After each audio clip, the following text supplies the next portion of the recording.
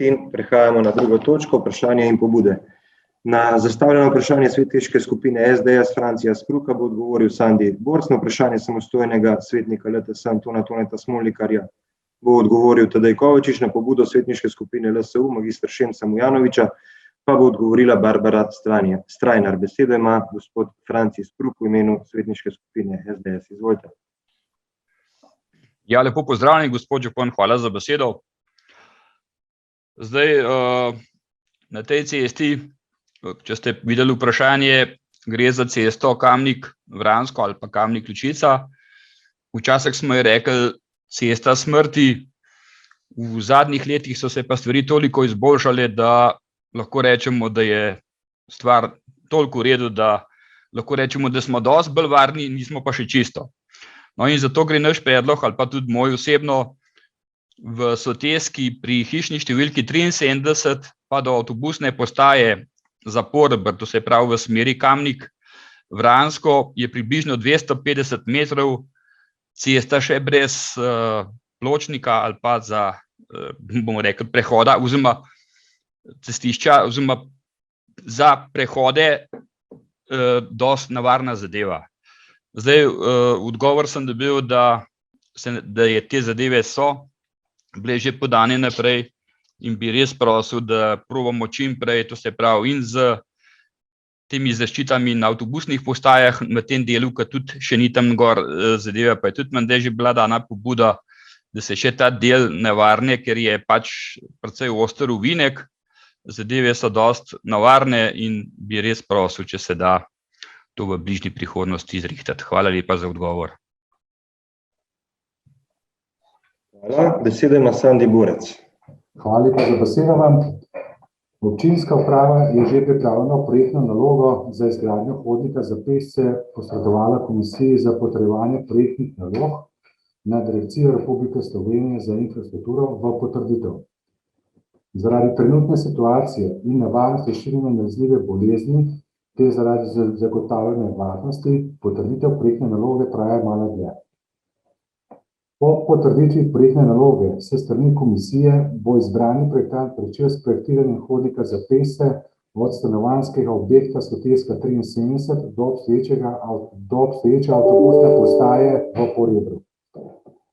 Projektant mora pridobiti projektne pogoje, mnenja in soglasje pristojnih soglasodajalcev, izdelati načrt javne razsvetljave, odvodnjavanje, gospodarjenje z gradbenimi odpadki, vodenje in nadzorovanje prometa v času gradnje, popis del in predračun, katastrski elaborat in tako dalje.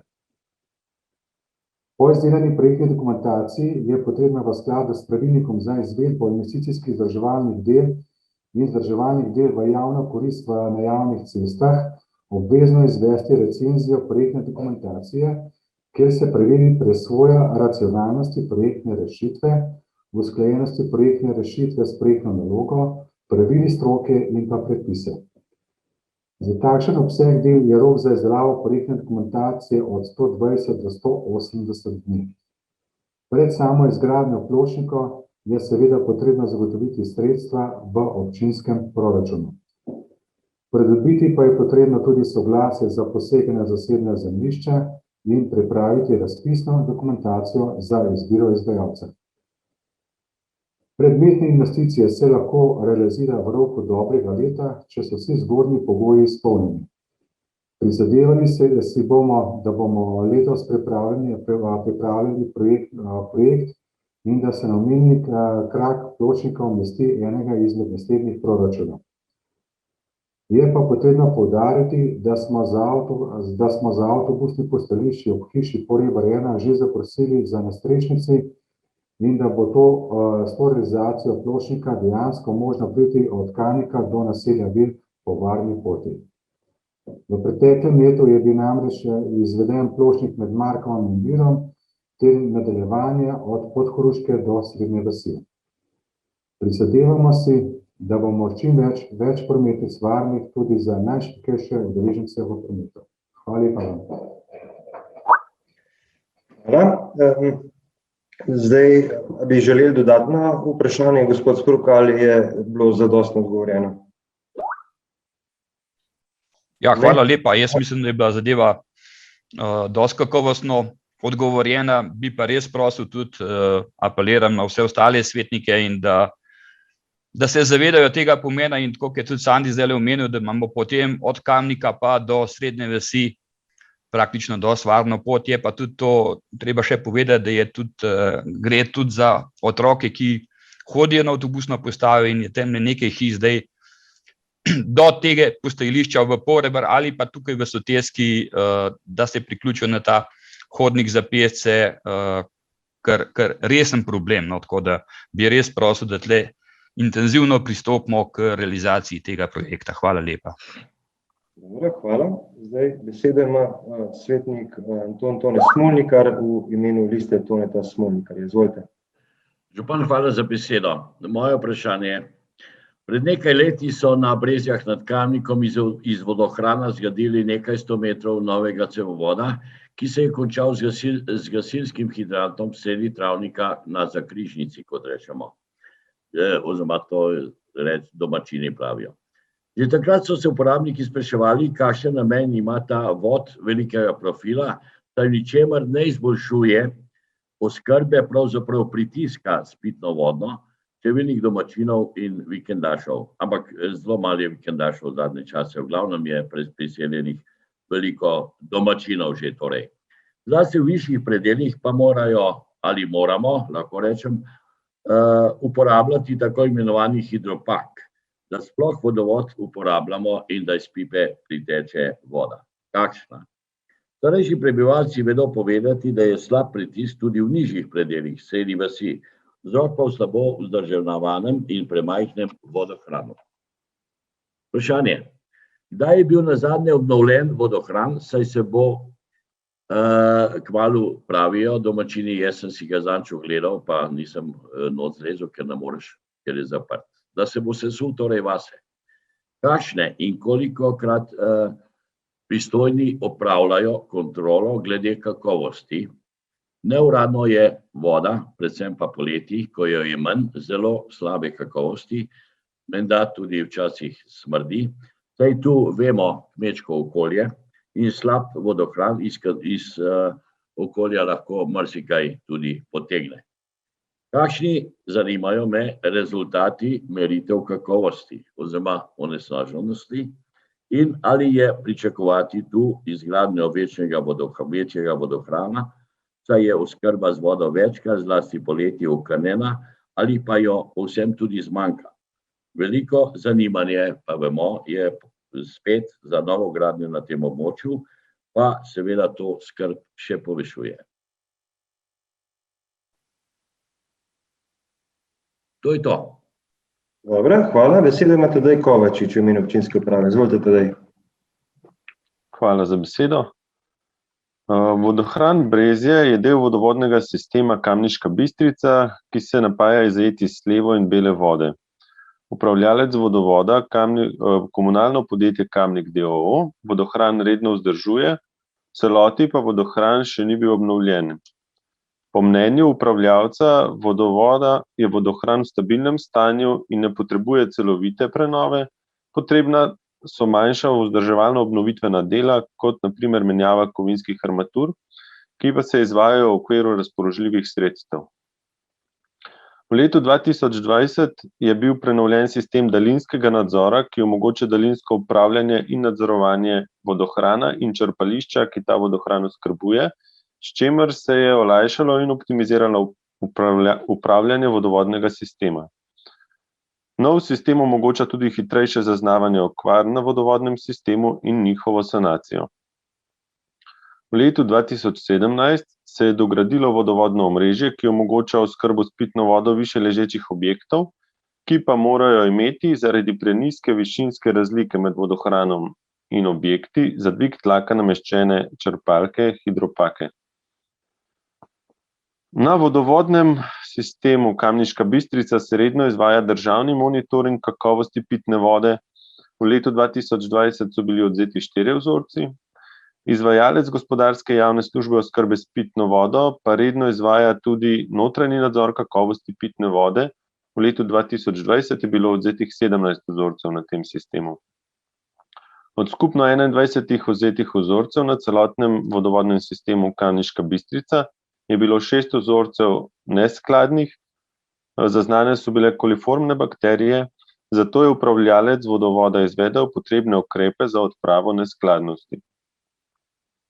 Občina Kamnik za prihodnja 3 leta ne načrtuje izgradnje večjega vodohrana na tem območju, kolikor pa se bo v prihodnosti na območju Brezij pokazala potreba po večjih količinah odvzema pitne vode, bo občina Kamnik preučila ustrezne možnosti za zagotovitev potrebnih količin. Občina Kamnik bo v prihodnjih letih povečala vlaganja v javne vodovodne sisteme in s tem izboljšala njihovo stanje ter optimizirala njihovo uporabo oziroma delovanje. Hvala. Hvala. Želite, gospod Smolnikar, kakšno dopolnitev? Ja, hvala za odgovor.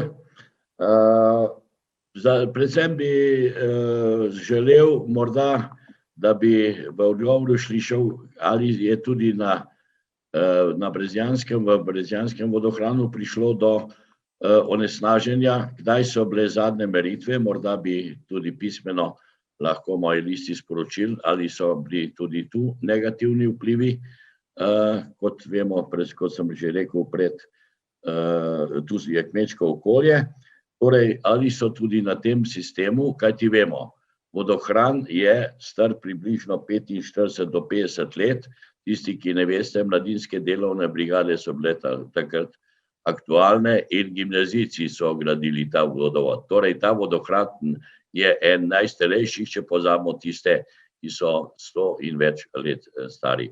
Morda bi bilo potrebno razmišljati, da bi zdaj, ko je brezžična povezava in torej s plovcem povezava, je tudi manj prepričan sem obiska. Nekdaj, ko je voda šla čez, so prišli zaprli spodaj na Podjelši, pa prišli pogledati, če kaj čez teče, čez vodohran, ampak zdaj je ta tehnologija boljša, ampak kljub temu vodohran je v revnem stanju. Hvala lepa. Hvala. Zdaj, gospod Kovačič, če imate že tako odgovor, bi prosil zdaj, če ne pa potem kasneje pisno na to dodatno vprašanje. Izvolite besedo. Ja, hvala. Zdaj, konkretno za meritve na vodohranu Brezje nimam podatka, te meritve, ko so bile prej omenjene, so bile na celotnem tem območju, tako da bi pisno potem odgovoril oziroma podal odgovor na te vprašanja glede kakovosti stanja v vodohranu Brezje. Dobro, hvala. Hvala lepa. V imenu svetniške skupine Liste Sandija Uršiča ima zdaj besedo magister Šemso Mujanović. Izvolite. Hvala za besedo, gospod župan. Tokrat se oglašam kot vodja svetniške skupine LSU. Imam eno pobudo in nekaj vprašanj, ki bom na koncu predstavil, uvodoma pa nekaj teksta za pripravo. Torej, občina Kamnik je v letih 2016-2017 pripravila celostno prometno strategijo, ki je po našem mnenju dobro zastavljena. V njej je zapisano tudi, da sta izdelana strategija in potrjen akcijski izvedbeni načrt pogoj za pridobivanje sredstev, ki bodo na voljo v naslednjih razpisih. Del strategije je tudi vizija mobilnosti, ki temelji na 5 komponentah.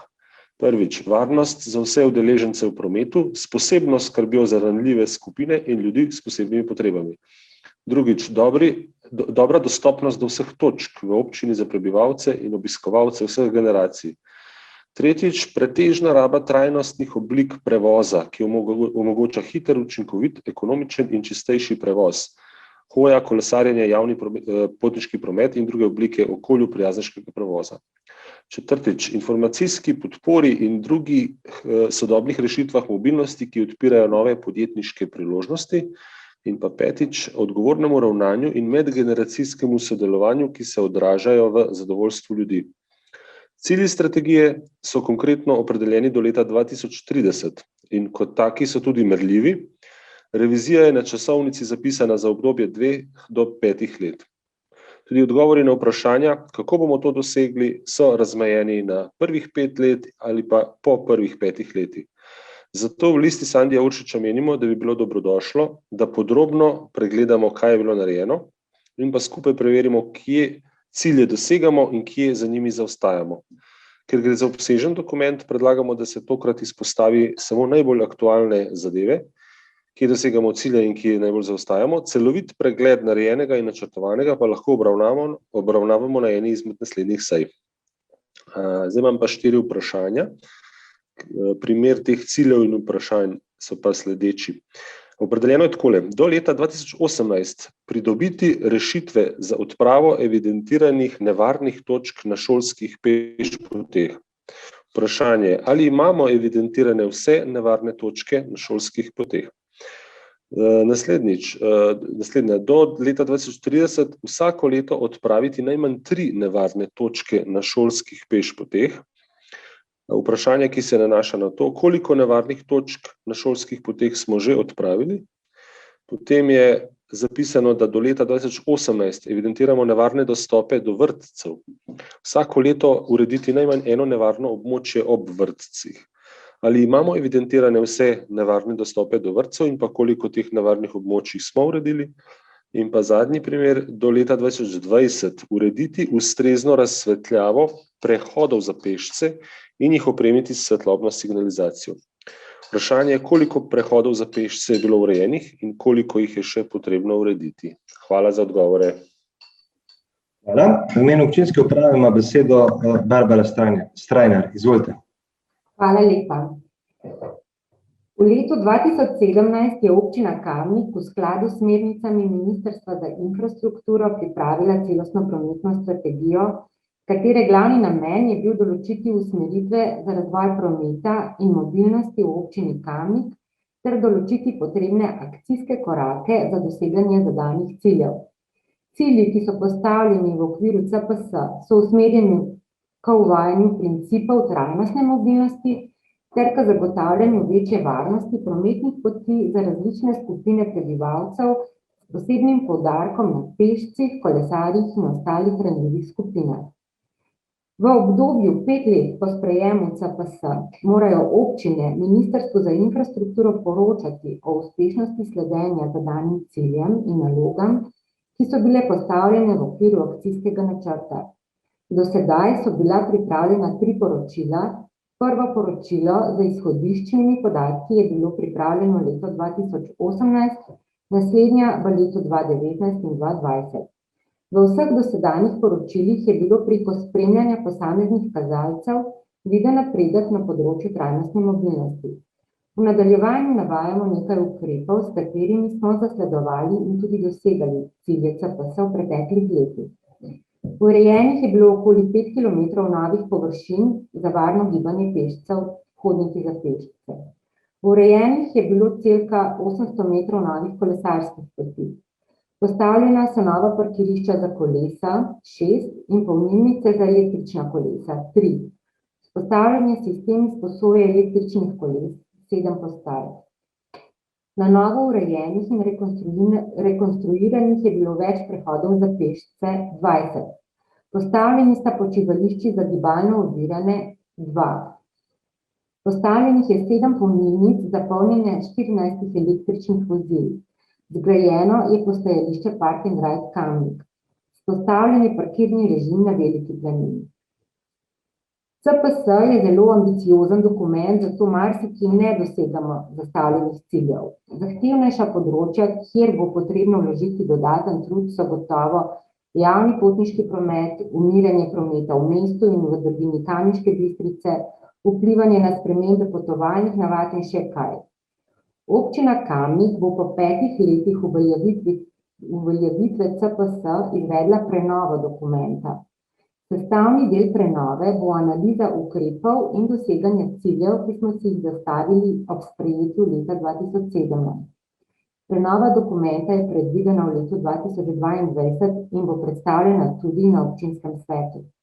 Na podlagi opravljenega celovitega pregleda bo jasno, kje dosegamo cilje in kje zaostajamo. Pa še področje prometne varnosti in občutka varnosti. Osnovne šole vsako leto izdelajo načrt varnih šolskih poti, v katerem opredelijo tudi nevarne točke. Načrt predložijo svetu za preventivo in vzgojo v cestnem prometu občine Kamnik ki dokument pregleda in občinski upravi poda predloge za odpravo nevarnih točk na šolskih poteh. Občinska uprava vsako leto v okviru proračunskih možnosti odpravi nekaj nevarnih točk, vsaj 3. Na primer, v letu 2021 so predmet reševanja naslednje lokacije. Zaris novega prehoda za pešce na Kovinarski cesti, zaris novega prehoda na Kranjski cesti s prednivojskim železniškim prehodom, zaris novega prehoda v Zgornjih Stranjah. Vrtci niso dolžni izdelati načrta varnih poti, saj otroci hodijo v vrtec s spremstvom. Dostopi do vrtcev so razmeroma dobro opremljeni z varnostnimi ukrepi, kot so prehodi za pešce, javna razsvetljava, semaforizirana križišča, prometni znaki, pločniki in podobno. Svet za preventivno in vzgojo v cestnem prometu otrokom in vzgojiteljem podarja odsevne jopiče, ki jih za zagotavljanje večje varnosti nosijo na sprehodih. Trenutna občinska uprava nima podatka, da bi bil kateri od dostopov v vrtec nevaren. Površine za pešce se urejajo v skladu s pravili urejanja prostora in stališča zagotavljanja prometne varnosti ter ekonomičnosti graditve in vzdrževanja skladno z določbami pravilnika o projektiranju cest, zakona o cestah, pravilnika o prometni signalizaciji in prometni opremi ter pravilnika o avtobusnih postajališčih. Prehodi za pešce na občinskih cestah so urejeni s predpisano prometno signalizacijo ter ponoči ustrezno osvetljeni. V preteklem letu smo naročili meritve osvetljenosti na prehodih za pešce in sicer v Ljubljanski cesti 3, Ljubljanski cesti pri Metuljčku, v Srednji vasi, Mekinjah pri podružnični šoli in samostanu, Buču, Podgorju in še nekateri. Ugotovljeno je bilo, da je na vseh obravnavanih lokacijah zagotovljena ustrezna osvetljenost prehodov za pešce oziroma so nekateri prehodi preveč osvetljeni. Zaradi varnosti pešcev pa smo nekatere prehode še dodatno opremili s kontrastno modro podlago ter jih označili s svetlobno prometno signalizacijo. Takih je bilo 8. V zadnjih 3 letih je bilo na novo urejenih in rekonstruiranih več kot 20 prehodov za pešce. V skladu s potrebami in vsakoletnimi predlogi šol ter sveta za preventivno in vzgojo v cestnem prometu se bo prehode za pešce urejalo tudi v prihodnje. Hvala lepa.